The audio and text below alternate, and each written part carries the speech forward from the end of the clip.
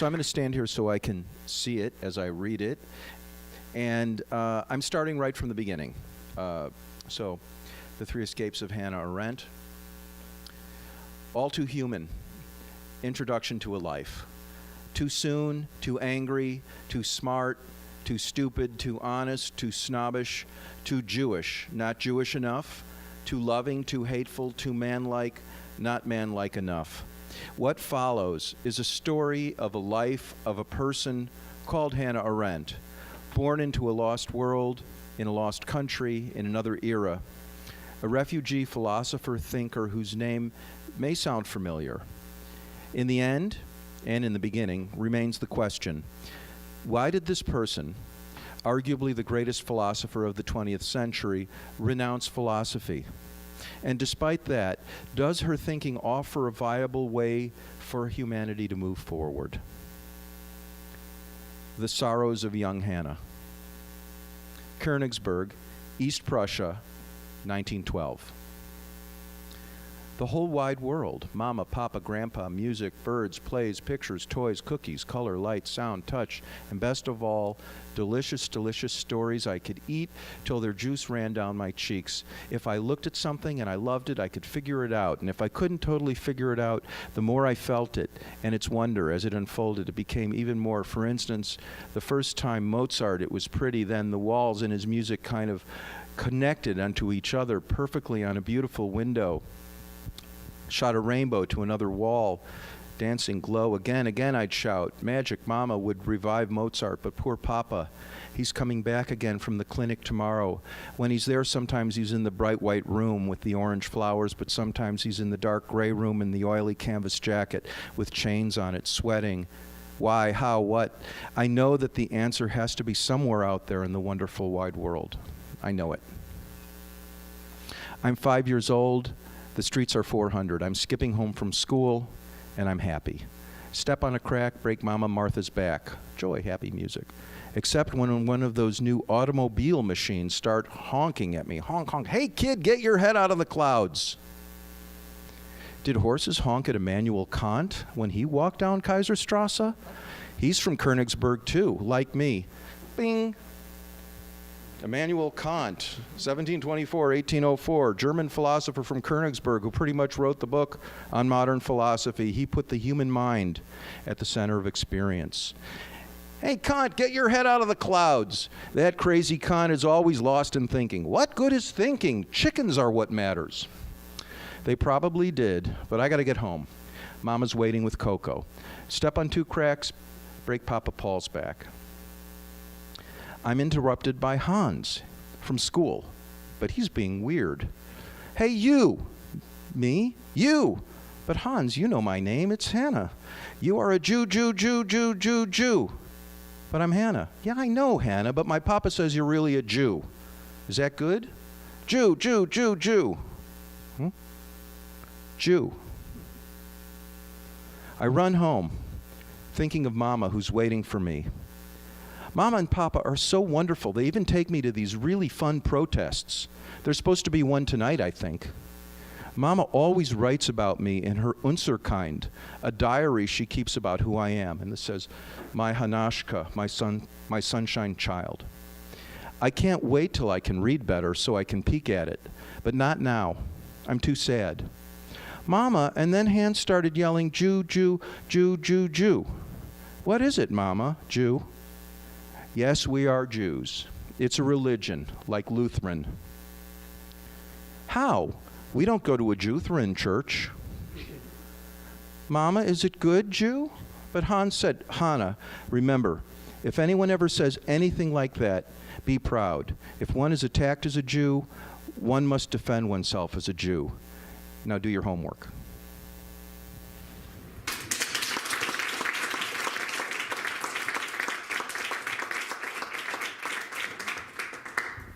I love that chapter. It's also really fun to read someone's work and then see them read the visual. I was watching all of your faces. Okay, so this is also from my book that's coming up. It's called Good Talk, and it's going to be out in March. And I'm also starting at the beginning, so you don't really need much context for this. Chapter 1, 2014. The trouble began when my 6-year-old son, Z, became obsessed with Michael Jackson. What is obsessed? Like into. Really, really into? Yes. I'm obsessed. 6-year-old plus Michael Jackson obsession equals a lot of questions. Who taught him to dance? Is that how people really walk on the moon? What is the Jackson 5? Did he lose his other glove? What is a LaToya? Is his skin like my skin? Is his hair like my hair? At first, they were pretty basic. Who is better, Michael Jackson or Michael Jordan? That's apples and oranges. No. Michael Jackson is a human singer, and Michael Jordan is a human... Oh my God, stop. Michael Jackson. And then they weren't. Was Michael Jackson brown or was he white? Well, he was black, but his skin was brown, and then it turned white. He turned white? Yes. Are you going to turn white? No. Am I going to? No. Daddy? Daddy's already white. But was he always? I'm East Indian, and my husband is Jewish. We've lived on the same block in Brooklyn for almost 2 decades. A lot of mixed-race kids live on our block. A lot of everybody lives on our block. Do I look like Nick? Little. He's Russian, black. What about Claudine? She's Korean and Chinese. What about the guy on the corner who's always falling asleep while he's standing? The who? Oh, yeah, no, you don't look like him either. Indians are not very cool. That's not true. Look at Bollywood. What? And Mindy Kaling. Who? Gandhi. Gandhi is super cool. What did he sing? Can I make my hair like Michael's? No. Why not? Because that's cultural appropriation. What? That's using someone else's ethnicity to make a fashion statement. What? You'll look silly. Oh, okay. Mommy, I have changed my name to the 6th Jackson. Wait, really? I'm supposed to say, this is my son, the 6th Jackson? No. Just say, this is the 6th Jackson, and then I will show them my moves, and then they will understand. Damn. New color theory, now with more 6-year-old. When I am with you, people think I look like you, and when I am with Daddy, people think I look like him, except in the summer, because that is when I am super deluxe, extra brown, and Daddy isn't, because maybe he drank too much milk when he was little, so I should probably only ever drink chocolate milk so I can look like Michael Jackson, right? Nice try. What did Michael Jackson like being better, brown or white? He liked both. But what did he like better? Neither. But what, can we please stop talking about this?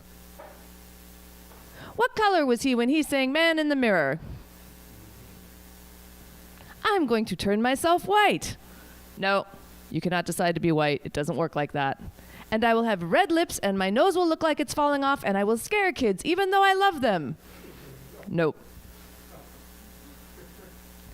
Every time Z asked me a question, I would remember all the times I had asked similar questions growing up. All the things I'd been told, all the things that still didn't make sense. Why? Why? But why? Why? In August, an unnamed teenager named Michael Brown was shot and killed by a Missouri cop.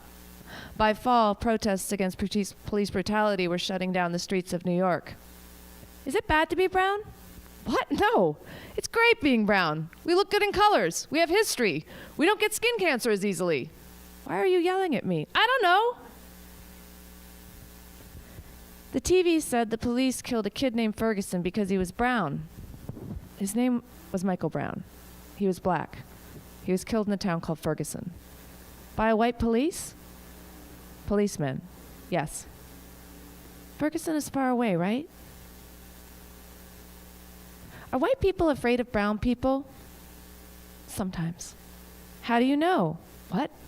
How do you know which ones are afraid of you? Mommy, how do you don't always. Is Daddy afraid of us? No. No. Wait, he asked you that? If I was afraid of him? So I told him no, and that sometimes the news is hard to understand, and my son? What? My son asked if I was afraid of him? Yes. What do we do? I don't know. Sometimes You don't know how confused you are about something important until you try explaining it to someone else. For years, I'd been telling myself that America was changing for the better, that the pain and confusion I'd felt growing up here would soon be a thing of the past. Hadn't we just elected our first black president? Didn't that mean that those of us who'd always been treated like we were suspicious or invisible or just lucky to be allowed in were finally going to feel like we were safe and welcome and loved? Now, every question Z asked me made me realize the growing gap between the American I'd been raised to believe in and the one rising fast all around us. I kept thinking if I could go back in time and make sense of all the things I'd been told growing up, maybe I'd be able to give Z better answers, maybe even find a way toward that better country.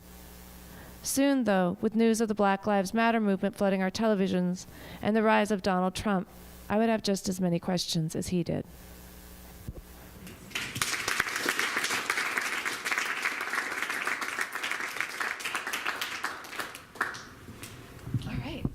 So we're supposed to interview each other. Yes. Well, I have 1,000 questions for you. Can I start? Yeah, let's go. Okay. It's like the SAT. Then you guys will also get your turn.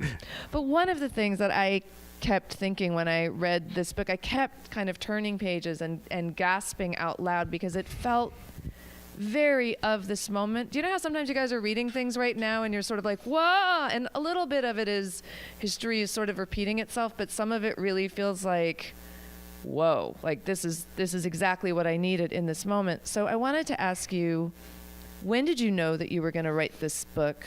Like what year did you kind of start working on it? And then what was happening in the course of your writing it? What was happening in the present day time?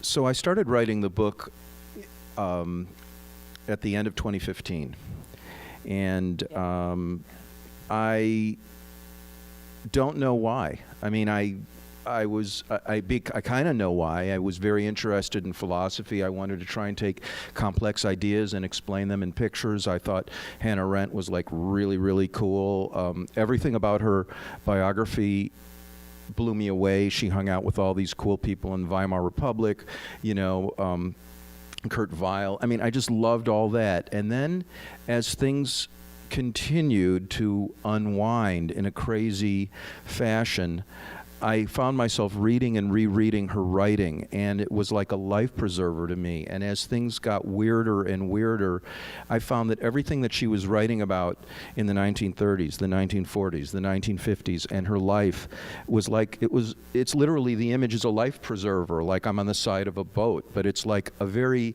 beautiful life preserver. It's like a happy, you know, blow up water wings of, you know, the Ramones life preserver that I really like. And it was comforting. And I feel like with Hannah Arendt, I kind of misquoted the old New York Roach Motel ad. Once you check into Hannah Arendt, you never check out. And it's like everything that she was writing, it gave me comfort. It really, really did. It's funny because that was my experience reading it. I marked pages throughout where, and you know this already, but I was actually rationing the end of the book because you know how right before you go to sleep, maybe everyone does this, you're sort of like, the world. And so in reading this, I found that I was so comforted in a way by her words and what I was reading that I was doing that thing where I was like, I don't really want this to be over yet. I don't want this place to end. And so I read the last pages on the subway on the way here. Oh. And I was like borderline weeping on the subway, not out of like sadness, but out of that feeling of like, it feels really good to be held right now by these ideas and this moment and the idea that someone has sort of thought through it in a way that is nuanced and complex, you know? Well, I'm really glad you used the term, and I've got 1,000 questions for you, so I'll get to you in a minute, but I'm really glad that you used the word thought through, because that was something that, you know, I got into her personality, and she felt that if we can think through, that's the only thing we can do, is think properly. Mm. Think from the point of view of other people. You know, all that entailed. And it's interesting, I was talking to somebody before, and the book was translated into French, and it just came out. And the French translator, what does this think through? What does this mean? And I'm like, what do you mean? You know, and I'm going back to my 7th grade French, and I'm like, well, it's kind of like ordering at a restaurant. No, I didn't know. I tried to explain it to her. And then I was at a German conference, and I was talking to some Germans about graphic novels, and think through that. There's a German word for that. Of course. Right? Of course, 4 pages long. No, there is a word. And I think this notion of facing reality that she had. So for me, you know, it's interesting. I think I was attracted to the personality, and then the politics came out of the person. I looked at her very much as a courageous person. I don't necessarily want to say a hero, maybe a tragic hero or something like that, but I was smitten by her personality. And then out of that, and her life, which was true. And she made great sacrifices. You know, a principle isn't a principle unless it costs you something. And it cost her a lot. And then she gave us this gift of her life, which wasn't perfect. So I'm so delighted to hear that you felt that way, because you know, she faced reality head on, no matter what the headwinds were. And I think, what was it? She died in 1975. It's almost 50 years ago. And how could you be so resonant? Because unfortunately, that's how the world rolls. Observation, not a question. Interesting to have done both done our first chapters. And one of the things that really got me about your book, and this maybe isn't even a question, but they were both child narration, and they both accelerated to a point of a big unanswered question. And I think it was interesting that obviously you start at the beginning, but you know, as I was thinking about this, I was thinking about another book that I really like called Arab of the Future by Riyad Sattouf. I don't know if you've read it. And he does child narration too in a really, really interesting fashion. So I just thought that our approaches, I wonder if you just speak a little bit about, because I think that child narration, and also I didn't realize this, but the maternal voice, and I'm just, you know, it was very interesting. And in Hannah Arendt's life, her mother was like gum on her shoe. She could not shake her mother, you know, which I related. Mother's a gem. I related to that. I thought Yeah. it was so interesting that here's this hero, you know, doing all this stuff and schlepping her mother with her everywhere. I could kind of relate to that. Her mother's one of those mothers that's, I mean, I guess most of our mothers are this person that stubbornly, no matter what, remains your mother. You know what I mean? Like air and space and time can bend, and there is your mother. Yes. But anyways, tell me a little bit about your strategy and that. Yeah. Okay, so I actually also started writing my book in 2015, and I did it because the way that so what happened, as you can see, is my son got super obsessed with Michael Jackson, and we decided to get him all of the albums because we thought we were geniuses. We're like, oh, he's not going to skip the music. We'll just sort of cage him in this way. He will have to listen to the songs, all of them. You can't pick up the needle, whatever thing we thought. Not realizing that when you give a child those huge pictures of Michael Jackson's album, and that child is somewhere between his brown mother and his white father, he's going to be looking at them and kind of saying, like, how did this happen? So those questions he were asking, I didn't make up any of those questions. All of the questions are exactly what he was asking. But it was crazy because he was asking me these questions, and then like the one about are white people afraid of us? That was just on the subway, actually. We were on the subway. We were going home, and it was Brooklyn and crowded, and like chirpy little person, like, are white people afraid of brown people? And the whole subway's like, aren't it? And there's a woman standing next to us, African-American woman's like, And then there was this like white hipster couple that are apologizing with their entire faces, like, we are so sorry for the pain that we have caused this child. You know, it was this, and normally what I would do with that is I would make that into an essay, right? Like, okay, I'm going to write this, I'm going to make it into an essay, and I'm going to break this down in some way. And when I tried to do that, because the world has was in that moment also becoming what it is now, I understood that every sentence I wrote down in which I tried to contextualize it was a sentence that someone could rip me apart with. and they were going to say, I don't believe her because of this, or I don't believe her. Oh, doesn't she precious about her child? And oh, isn't this so adorable? And she's manipulating us, because every moment of racial pain was being recontextualized as a manipulation of white Americans. And I just couldn't do it. I just couldn't do it. Every time I tried to write something, I felt myself breaking. And so I drew him, and I drew me, and I took those Michael Jackson albums off his shelf, and I put them down on my kitchen table, and I cut us out of the paper, and then I cut word balloons, and I put them down on the kitchen table, and I stood over and I took the pictures. And the reason that I did that was so I could just preserve his voice, so that somebody could hear it the way I did. So they weren't actually hearing it as, this is a mother telling you what her child, but actually just hear the conversation. Yeah. Just hear it. I think so. That's really a really interesting story, because it gets to what, one of the things that I've been talking about a lot and thinking about is, why do picture stories work differently than stories, yeah. or whatever you call it. Yep. And I think it's because you experience them. It's like you witness them. And when you say contextualize and all those kinds of things, no, you're putting me in. It's like I say to people, and I'm curious, because we're both into dialogue and into writing, but how the pictures work to break that barrier. And my real litmus test for this is, the Bazooka Joe gum that you get that's really bad and breaks your teeth? And it has a little comic in it, Yes. like 2 frames long. Yeah. You get into it. It's almost impossible not to look at a comic and get into it. So I think the fact that you felt compelled to put images to it to make it come alive as a scene is really interesting. And I'll say there were a couple of other instances in your book, and this is what is so interesting about this medium, I think, and it's so cool that it's kind of growing up in a way that, people are saying, there's a lot of people who are really into it. Like, I go to Quimby's bookstore in Chicago, and it's like the mecca of this. And I was talking to the person who runs it, who I know. I'm like, do you know people have never read graphic novels before? And she's like, you're kidding. Where do they live? Get them away from me. But there are a lot of people who haven't, because you experience it. So there were 3.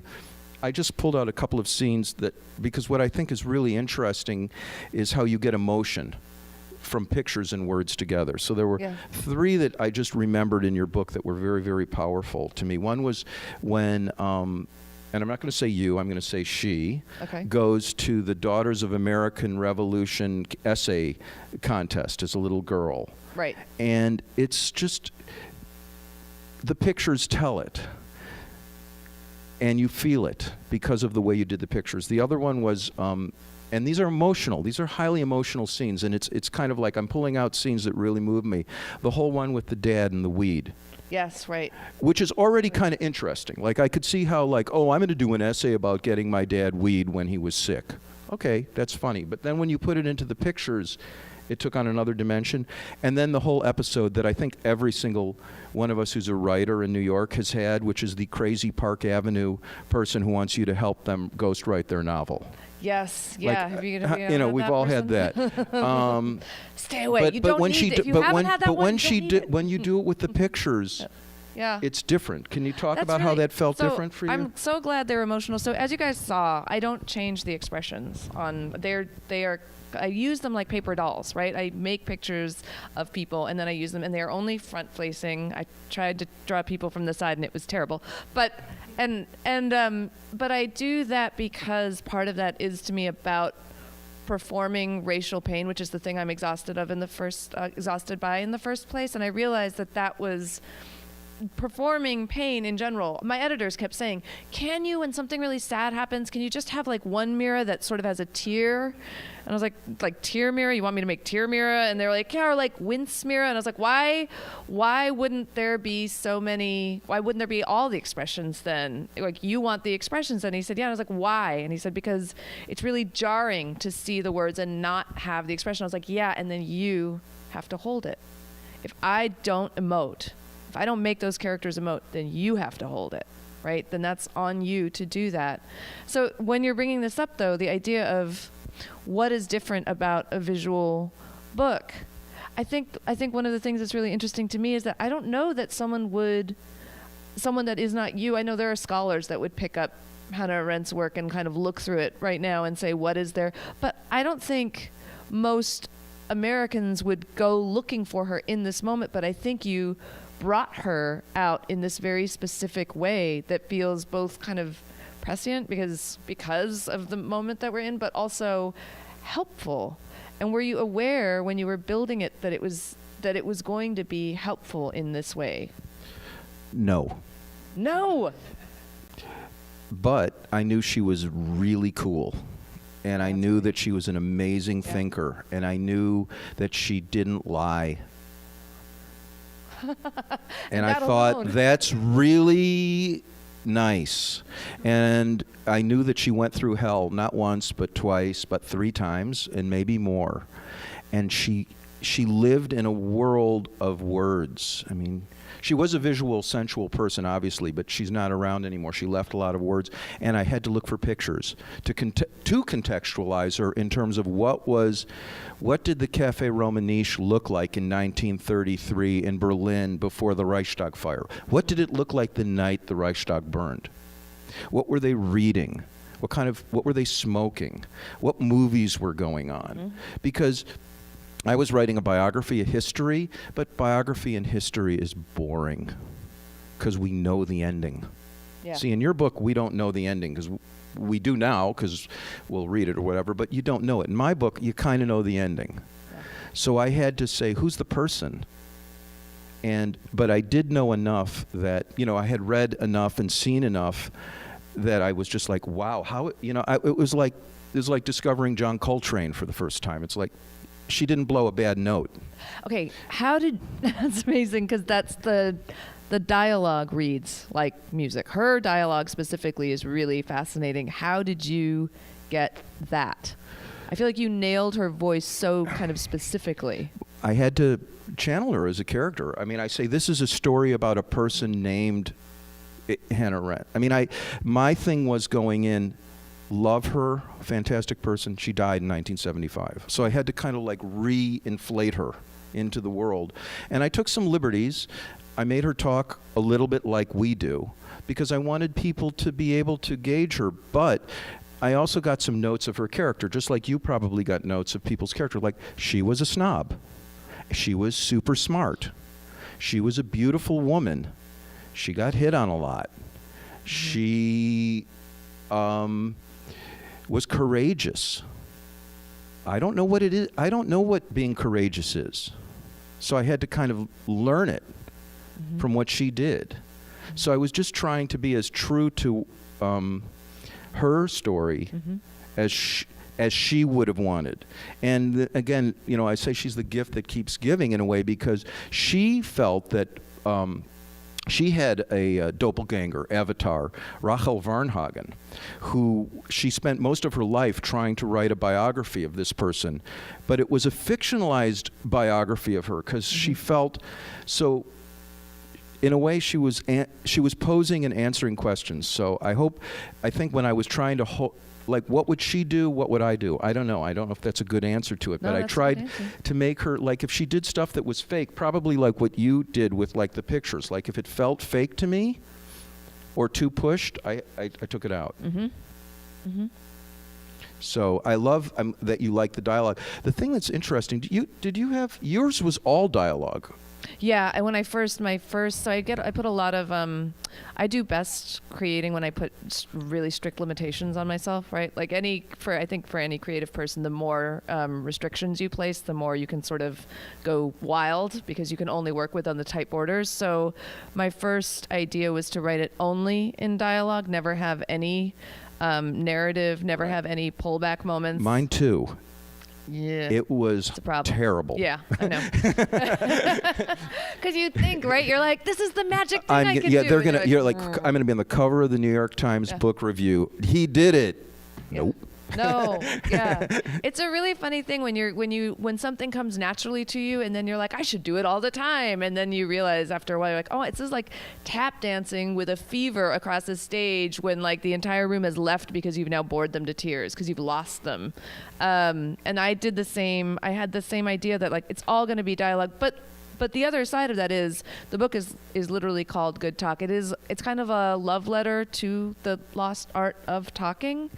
And every scene in there is a conversation. So if something happened in my life that was not conversation driven, no matter how much it formed my character, I actually left it out.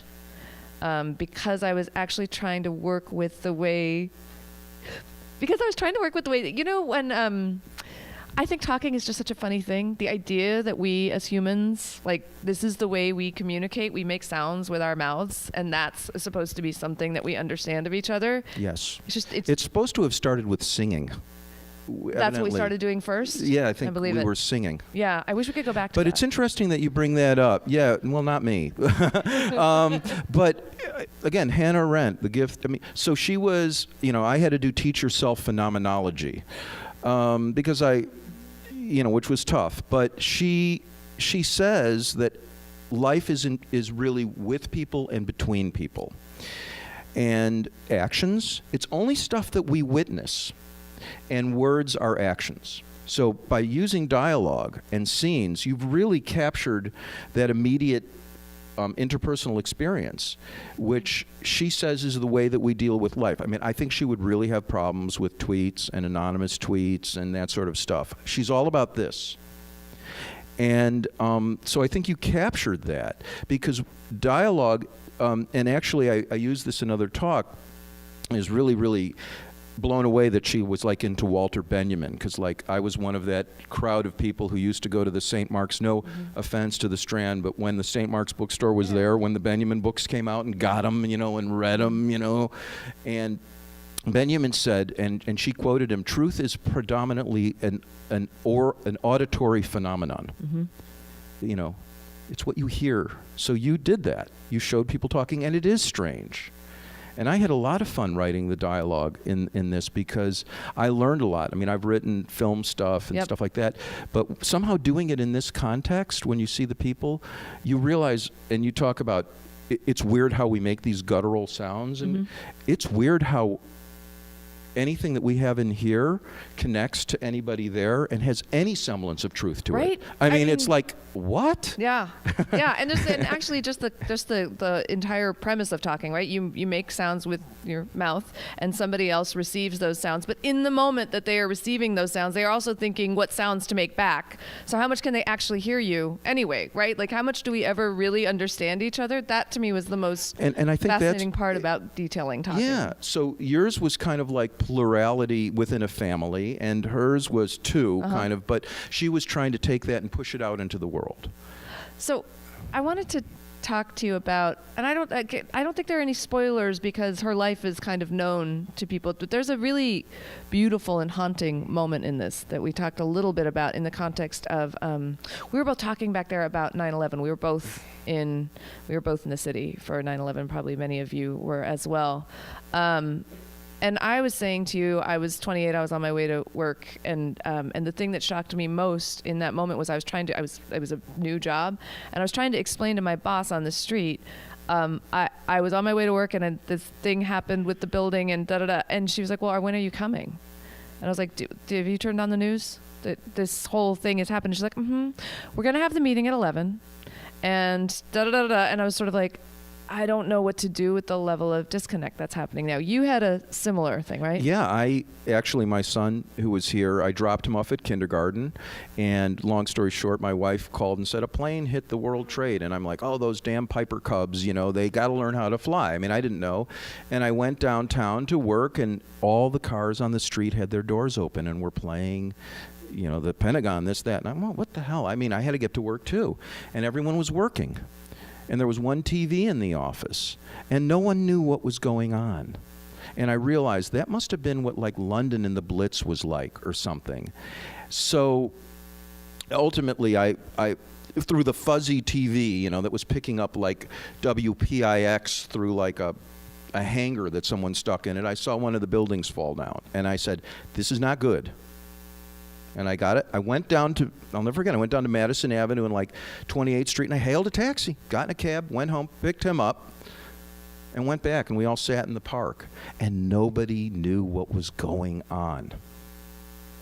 And that, I used that emotion in the scene when she's in the detention camp, which we had in America, by the way, in Gers, and there's a little confusion because she was doubly damned, okay? She was a German when France was fighting the Germans, and then she was a Jew when the Germans took over France. So at that moment of crossover, I portray it in a somewhat dramatic way, but it's true story. She said, let's go. Yeah. Nobody knows what the hell is going on. And I could understand that because of that moment. It's a beautiful moment, and because I think many of us we wonder right now, like, when is the let's go movement? Like, when does the let's go moment happen, right? Do you guys ask yourself that? Like, what is the let's go moment? When do we activate? Like, what is the thing that tells you now is the time to move? Now is the time to take a kind of action? Now is the time to motivate in a certain way, even when everyone else is hanging back? What does that feel like? And when I read that in there, I just found it so beautiful and haunting, but also sort of devastating. The idea that there were 6,800 women that the women did not who followed share the orders, that. and they did this, and I couldn't have written it unless I was both sides of that conversation. Okay. So one side of me was, yeah, I'm that person. Let's get the hell out of Dodge. You know, I'm clear-sighted and heroic, and I would do it. But the other side is, but the police and the people and they wear uniforms, and they're saying, obey us. This is what you must do. Everything's going to be fine. You know, what do you do? You know, in hindsight now, we're like, oh, well, you know, I'd leave. Would you? Mm-hmm. So where we are now, right? I mean, you can't not think about that. I haven't seen the news in the last 2 minutes. Yeah, exactly. I mean, who knows where we are now? But do you find yourself asking yourself that question too? Like, what does it look like to take that kind of action right now? What does it look like? There's no place to walk out of. We're not being held. What does that look like? What does that moment of having the moment of, now is the moment to transform this moment and understand what it is and be someone different in it, right? If that's what it is. I think that's the question, hopefully, that we're all asking ourselves all the time. Yeah. And, you know, there's another episode, and these were things that came out of her life. Like, I hewed to the incidents of her life. And in 1933, after the Reichstag fire, literally, Billy Wilder, who was a friend of hers, you know, the guy who did The Apartment, and he did Double Indemnity, probably the greatest screenwriter and director ever, and, you know, said, I'm going. I'm out of here. This is screwed. And her husband at the time said, I'm going. I'm out of here. I'm in Bertolt Brecht's diaries. And she said, I'm staying, I'm working to try and fix things. Yeah. It's an individual decision, but, you know, and you hear it from a lot of other people, and I listen to a lot of people talking and reading, and for some people, the alarm bells are on 10 and have been for the past few months. And it's a question. I think the whole thing of doing this for me has made the question that much more tangible, like that much more real. And my wife is like, let's get cash and sew it into the, you know, the mattresses, and you know, and you know, one of the things that hit me in doing this book was, and as our national moment accelerated, was, and I don't know if you all felt this, but I really felt it. This edifice, I mean, if you can even think back to before 2016, it's almost hard. It's almost like that was an abyss, really, like Hannah defines. But if you can think back to that, we all kind of know that this edifice is a house of cards. The Constitution's a house of cards. The government's, you know, kind of when I was growing up, it wasn't. It was like, there's the government, there's the flag, there's a car, there's a street, and then all of a sudden, everything, the earth started it's like I was once in an earthquake. It was actually at the U.S. Open. There was a little ripple of an earthquake in New York. I don't know if you remember. It was about 7 years ago, just as we were moving. The single most unsettling experience I've ever had in my life. To have the earth not be solid. And that's what this is. That's the moment. Mm-hmm. Wow. So what do you do? I don't know. We did not come prepared with that answer, just in case. Look for the second volume. Exactly. There was one thing I guess we're sort of talking about it, but this is one thing that I think was in both of our books, and I think it kind of relates a little bit maybe to what we're talking about, and sort of if there is a mission for Penn. When does the personal become political? What do you think? I mean, you're kind of asking the same question. Yeah. So the story that happens in my book is that my son is having that sort of identity crisis, but his grandparents, my husband's parents, become and continue to be ardent Trump supporters. And they're in Florida, and they are Jewish, and that has stayed true despite everything that has continued to happen. They are pretty ardent supporters, meaning holding signs for him on street corners, but also not with almost. They love me intensely. They love my son intensely. I have never felt anything but love from them, and the weird seams that happen in every interracial relationship that America has a fantasy about, as though those seams and borders don't exist. Are you prepared for Thanksgiving? Oh, Lord.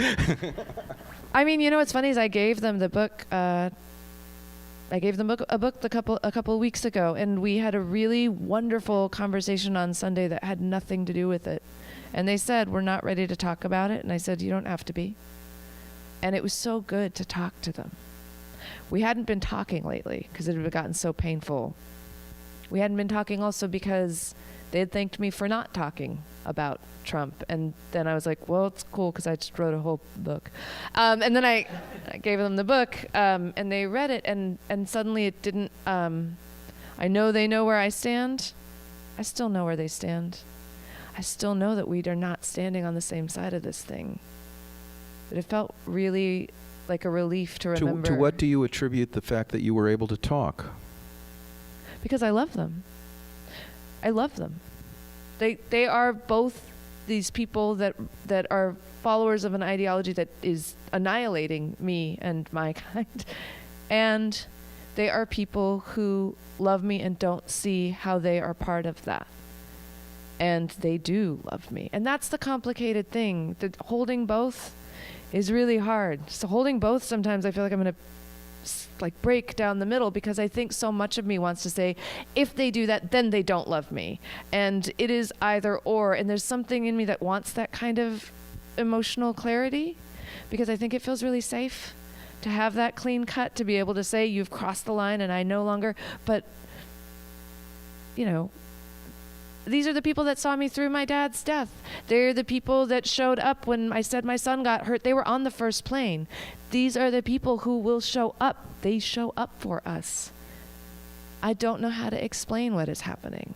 All I know is that the thing that feels like my resistance in this moment is keeping a space open for that love. I don't know what to make of it yet. I don't know how to quantify it, and I don't know how to be the political soldier that the world would want me to be in that moment that has a hard take on them. But I feel like when I fight against the need to say that they are monsters, when I just let the place that loves them love them, I feel like that is claiming something for myself. I'm not doing it for them. I'm doing it for us. That's great. I mean, I think Hannah also, the battle between sentiment and emotion and politics and writing was a huge thing. And, again, I try and make sense of it, and she, in her, Teutonic way of dividing things up, said there was the private, or the private, the social, and the public. And we have to behave in different ways in those different parts of our life. And that's kind of helpful to me because she doesn't think that there's a place, believe it or not, as wacky as it seems, for unbridled emotion in the public arena. Now, those of you who have lived through totalitarian or near totalitarian regimes, and we all kind of know what that means, you can understand the temptation and the fear, but that doesn't mean to say that you can't have emotion in the private space, and it's not an easy answer, and like you say, there's no solution. But I think when you use the word monster, that's what she said about Eichmann. She said, when we make him a monster, then he is absolved of his human deficiencies. He's solved. He's solved. He was a monster. And she lost, and one person said she had a genius for friendship. That was her real genius. And she cut off about 90% of her friends by saying that. So think of somebody who has a genius for friendship, but she had this virulent truth-telling, and she said there's no place for sentiment. So I think, you know, I just think there's not an easy answer, but it's that thinking through, and it's some sort of strange combination. And, you know, look, you know, dividing things up into three doesn't often work, but, it, you know, you find her thinking can give you some guidance, maybe some Thanksgiving tips. Absolutely. I don't know. I have one more question to ask you, which is, what are you reading now? Like, because what you wrote was so helpful. What are you reading? I mean, I'm glad you started reading about Hannah Arendt. What are you doing now? Where are you going right now? Well, I'm doing work on my next book, unfortunately or fortunately.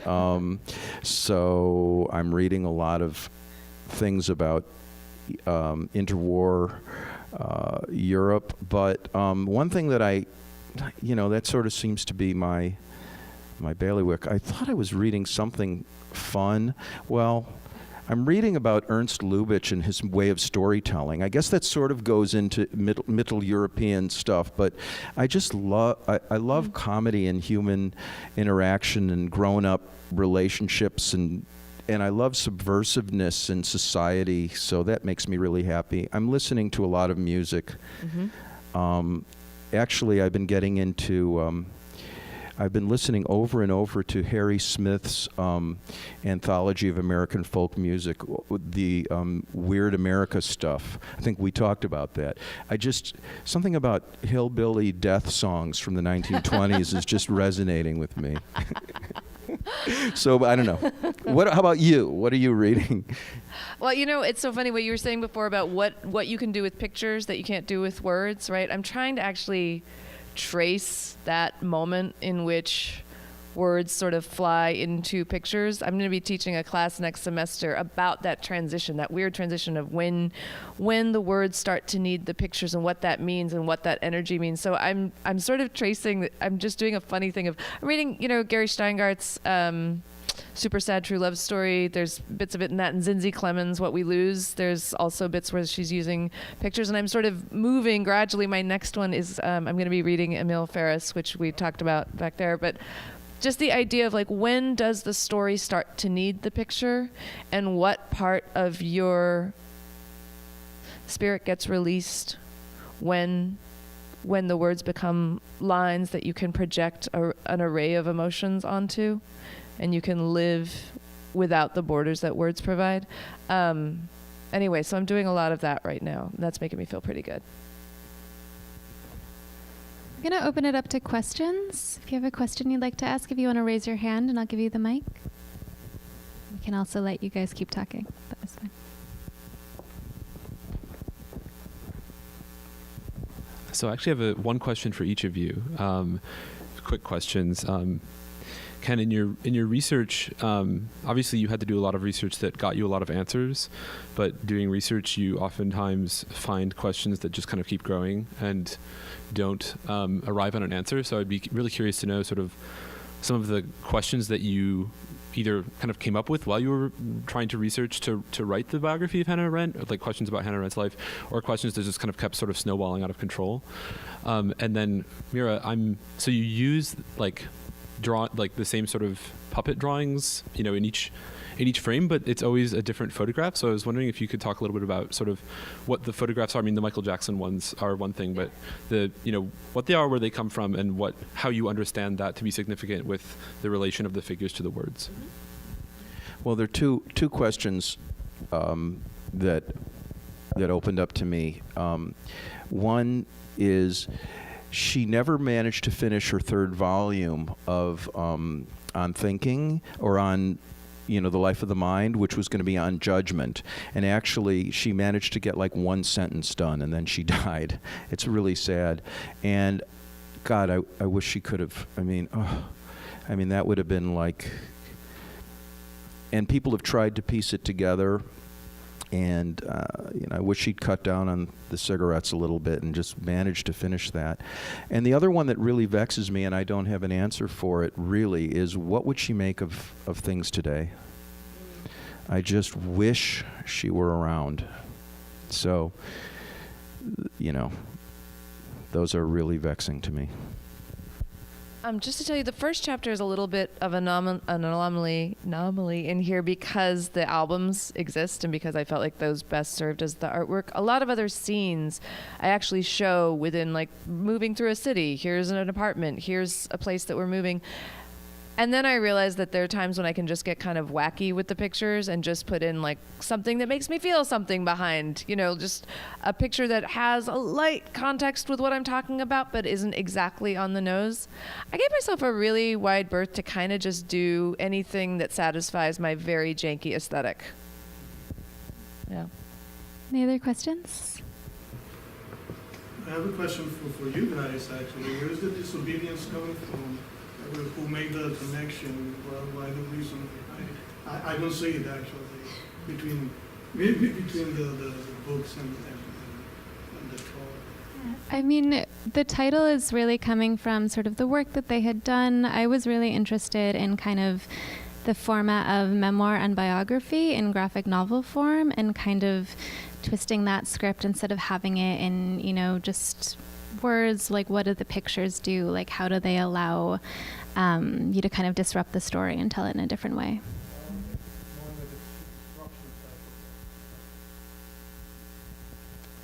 Any questions?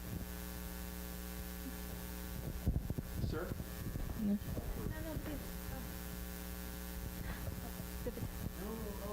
We'll get around. I'm taking it first. No, I'm disobedient. No, I guess this question is for Ken. Man, I was in prison and I came across an illustrated book on the philosophy of Heidegger.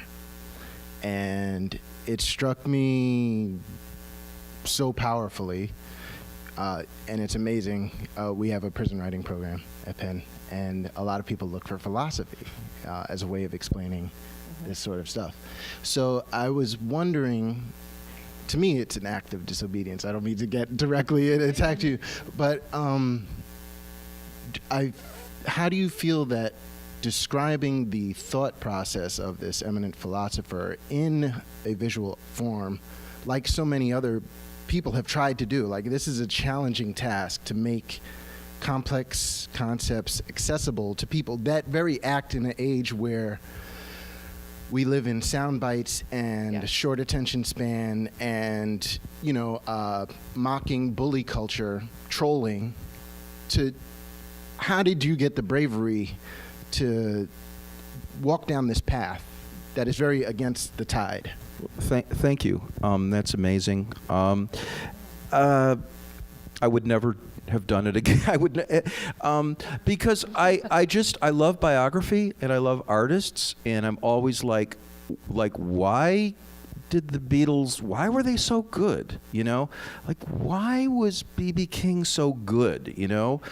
And so I read a lot of biographies, and I think there's a connection between the life and the thought, the life and the art. Mm-hmm. And I just said there had to be a connection between this person's life and her art. And then I had to do some narrative things, like putting it in the first person and allowing her to grow, to find these thoughts. But I have some friends. Some of my best friends are professional philosophers. I dearly love them. I don't think any of them are here now. I cannot understand a word that they say when they tell me about what they're doing. But I, maybe like you or other people, I tend to think that, there's supposed to be some important stuff in here. So I wanted to kind of salvage it for the people, and I thought there had to be a way to do it. That was it, You employ a really brilliant technique in here, which is the footnote. The footnotes have their own personality. I was like, the footnotes, I would sometimes just read just the footnotes just because I found them so enjoyable. When did it hit you that you needed to do that? When I read David Foster Wallace and hated it. So I thought I'd give you guys a little pain. Actually, people in England are really freaked out by it. They're like, oh, I don't understand. Like, am I supposed to read the page? I'm like, I'm not telling you. And I love people in England. My wife is English. But I thought this would be another way. So that's kind of where, because I tend to be like, I like humor. Yeah. And I felt like some of the stuff, I couldn't be like really humorous about it. So that was where I allowed myself to kind of have my authorial voice a little bit. And also, I teach, and I find that people who are like in their early 20s are hungry. Like, they should know who Kurt Weill was. They should know who Hannah Hoke was. How many people here know who Hannah Hoke? She was the inventor of collage, photo collage. We live in her world. So I wanted to do that. Thanks, yeah. Hi. I had a question for Mira. Both of you started with a dialogue between of a child and the mind of a child. I think what's interesting is that the place of doubt and vulnerability in both, just even what you're talking about, a moment of not understanding something, and using that moment of not understanding a deep injustice and wanting someone to explain it. Both of you also seemed to then bring that to the forefront and why you wrote the book. I was really curious from what in writing the book you gathered in answering that original question and answering maybe better to your child how to navigate a world of hate and to navigate a world that is maybe dangerous or is dangerous to him. Yeah, I kept telling myself to write this book because I was like, what are the answers? What are the answers? As a parent, you want to provide answers, right? And I kept telling myself, it will occur to you by the time you're done. Like, in the process of writing this, it will occur to you. The answers will, it will come from somewhere and it will occur to you, and you will be able to give it to him, like some golden knowledge that will keep him in a cocoon of whatever, that thing. And I was very surprised to find that I got to the end of the book and I was like, oh no, I don't have those answers. I think what I realized in writing the book is that was not the thing I was going to be able to give him. And the thing that I was probably going to be able to give him more than anything was the listening to his questions. But yeah. To give Hannah Arendt possibly the last word, I'm not sure, I don't want to cut this off, but she had a great quote that helped me, which is, and I think we can all, storytelling reveals meaning without committing the error of defining it. Yeah. And, I think that helped me a lot because I think your book is very meaningful, but I don't know, I can't, put it in a little compartment. Right. So I think, you were kind of, we're both dealing with nonfiction in a way, but how do you make it mean something? And I guess that means connect. That's that connection thing you were talking about. So as usual, Hannah, hits it over the fence. That was the one that made me cry on the subway. Really? Yeah, that's such a great. Well, those were her, a lot of them were her words. I mean, when you've got somebody who can do that. Yeah. So.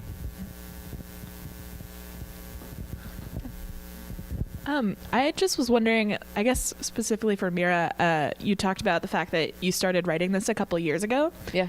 And I was sort of thinking, I guess, for a little kid, about 3 years when you started, he's probably grown up a lot. And I'm just kind of curious, how these questions have changed and how that dialogue has changed now that your son is a little bit older. Yeah, because he's 10. Yeah. yeah, I mean, he's a whole different person. It's really interesting. People in my publishing house just met him yesterday for the first time, and they're like, "Oh, you're like a teenager." I mean, he's 10 with a mustache, and he's different. He doesn't have the same, like, it was sort of like trying to explain racism to an alien. When he was 6, it was like, why do the humans do this? And I was like, I don't know, man. And now it's more complex. Now, actually, I've noticed that instead of asking questions, the other day he just, out of the blue, said, "Man, white people just hate us." And I was like, and it wasn't a question. That's the harder part, is when it's not a question. And so then I had to, ask the questions. Then I had to put it back in a place where we could ask the question behind it. Right? Because the question behind it is like, why do they hate us? And then we have to ask who them is. And you know what I mean? It's like all of the things of, like, how do you break down that it's not a monolith? How do you not invalidate that feeling of, like, yeah, you're feeling something. You're scared for reasons. They're real reasons. And how do we, like, parse that apart carefully so that you still have a place to stand where you can be a young man who's coming up in this world that's going to turn into a brown man that's treated in a certain way in this country. How do I position you to do that? I don't have an answer to that. All I have is that idea of let's find out what the question is. So I was thinking of what other graphic novels or, like, visual books that incorporate visual media, I guess. And the ones that I could think of, this is, I guess, the ones that, like, made it into the mainstream, were Mouse from a long time ago, and then the biography of John Lewis this year, and Alison Bechdel's book Funhouse. Yes. And I was thinking that they all have, they all deal with really heavy topics, first of all, and questions of identity, and sort of in a biographical way, in a really personal way. And I was just wondering what your takes are on the connection between this sort of what we think of as, like, a lighthearted medium that's usually reserved for children, we associate with children, but dealing with such heavy topics. Like, is it a way to make it more digestible and, like, more manageable, or is it just a way to, like, sit with the image, like you were saying? You're just sort of confronting it a little differently. Mm-hmm. Just wondering what your thoughts. I think you spoke to this a little bit in just the idea of that you can just do pictures tell you a different kind of story, right? Mm-hmm. But also, I understood that most of the people that I most want to read this book would never pick up a book about race ever in their lives. They would never do it. But I do notice that even when this book was, I had a galley copy at a party, and I noticed that people were stopping in the middle of the party to, like, slide it open, and then they were taking it and going and sitting in corners. And we were in the middle of a party, and I just had a moment where I was like, this is really helpful, because somebody who doesn't want to have this conversation, who really doesn't want to have this conversation, they're just going to have it sideways now. They're just going to sit with this book and have it because it is digestible, because you're eavesdropping, right? That's the quality of this, is that you get to eavesdrop on these conversations. You don't have to confront them directly. You can be a part of this in a way that I hope will give people a foothold in to a place where they can find a place to stand for themselves. So that's what that is specifically for me, but I'm so curious about what you said. I think we are visual. I mean, I say to people, like, you can be walking in Union Square, and there can be somebody on the other side of Union Square with a certain attitude, and their pants are cut a certain way, and you know who they are, and they're like the size of 2 pixels. You know, we are highly visual, and now we live in Instagram land, which is like, forget it, you know. But I don't think that's bad. I mean, I think visual communication is valid, you know. So I've gotten that. I mean, when I started working on it, I mean, oh, you're doing a comic book about Hannah Arendt, you know? Isn't that disrespectful? It's not Archie. Nothing wrong with Archie, by the way. But it's just another means of communication. And actually, it's a very, very rich means of communication for me. Like, I'm really, really interested in what kind of shoes did she wear? Like, what were the heels like on attractive women's shoes in the 1920s when they didn't have the technology to make little fine heels? Like, that stuff is like really important to me. So, yeah, I think it's a great way, and it does, I agree, it's the sideways way in. So maybe, it's like, people like pictures. And the other thing I'll just add to it, I was talking to someone the other day. If you had to do your life by all the things that you've written down, it wouldn't necessarily be you. I mean, I've written like probably 50 letters. Half of them were from summer camp, some emails that are lost. I think there's also that like in the way that when you're listening to music, right? I always think that when you write a book, there's the book you write and then there's the book everyone reads, and those are very different books.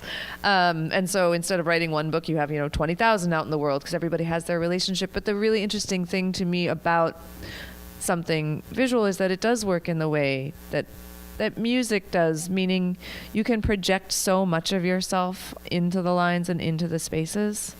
And I think that's just a different existence. It's just another way to get at a certain kind of emotionality, right? Just going to ask you both one more question. If you could give us some information on upcoming publications, essays you may have out anywhere, and your next events in New York City. I'm working on a book, as I said, involving interwar. It's a narrative nonfiction, and I don't want to talk too much about it. I just want to write it and do it. So look for some events late next year, hopefully. I can't think of my next event in New York. I've got a couple in Chicago coming up because I'm living there now, but I kind of bop back and forth. My next event, so this is coming out in March, so that's one thing. But my next event here is actually for my novel. Do you guys know about this thing called the Bushwick Book Club? This is so cool. I didn't know about this either. Everyone should know about this. So it's this crazy thing where a group of musicians read a novel. They've all read my novel, and then they perform a night of songs that they've made up about that book. So they're doing that on November 28th. It's such a cool idea, right? Like, I mean, maybe it's only cool for me. Like maybe everyone else is like, I don't care. But no, but I think if you have a relationship with a novel, how much fun is that to go listen to a bunch of songs about it? So that is the Bushwick Book Club, and where is the actual event? I'll have to tell you that later, or put it up on my page. Yeah, but look up Bushwick Book Club. There's only one. I'd like to thank everybody for coming out in this blizzard. What are there, 4 feet of snow outside?